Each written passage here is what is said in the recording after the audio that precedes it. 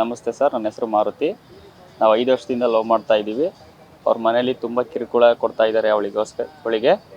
ಹಾಗಾಗಿ ಅವಳು ನಾನೇ ಬೇಕಂತ ಬಂದಿದ್ದಾಳೆ. 5 ವರ್ಷದಿಂದ ಲವ್ ಮಾಡ್ತಾ ಇದ್ದೀವಿ. ಪ್ರಾಣ ಬೆದರಿಕೆ ಆಗ್ತಾ ಇದ್ದಾರೆ ಅವ್ರ ಮನೇಲಿ. ಅವ್ರ ಅಪ್ಪ, ಅವ್ರ ಅಮ್ಮ, ಅವ್ರ ಅಣ್ಣ, ಅವ್ರ ದೊಡ್ಡಪ್ಪರೆಲ್ಲ ಪ್ರಾಣ ಬೆದರಿಕೆ ಆಗ್ತಾ ಇದ್ದಾರೆ. ಹಾಗಾಗಿ ಒಂದು ಸ್ವಲ್ಪ ನ್ಯಾಯ ಕೇಳಕ್ಕೆ ಬಂದಿದ್ದೀವಿ ನಾವಿಲ್ಲಿಗೆ. ಅದೇ ಪ್ರಾಣ ಬೆದರಿಕೆ ಆಗ್ತಿದ್ದಾರೆ ಸರ್. ಬಂದರೆ ಅದೇ ಈ ಥರ ನಾನೊಂದು ಸ್ವಲ್ಪ ವೀಕ್ ಇದ್ದೀನಲ್ಲ, ಏನೂ ಇಲ್ಲ, ಅವರೊಂದು ಸ್ವಲ್ಪ ಇದರಲ್ಲಿದ್ದಾರೆ. ಹಾಗಾಗಿ ಒಂದು ಸ್ವಲ್ಪ ಪ್ರಾಣ ಬೆದರಿಕೆ ಆಗ್ತಾ ಇದ್ದಾರೆ ಸರ್. ಹಾಗಾಗಿ ಬಂದಿದ್ದೀವಿ ನ್ಯಾಯ ಕೇಳೋಕ್ಕೆ. ಎಜುಕೇಷನಲ್ಲೂ ಒಂದು ಸ್ವಲ್ಪ ವೀಕ್ ಇದ್ದೀನಿ. ಹಾಗಾಗಿ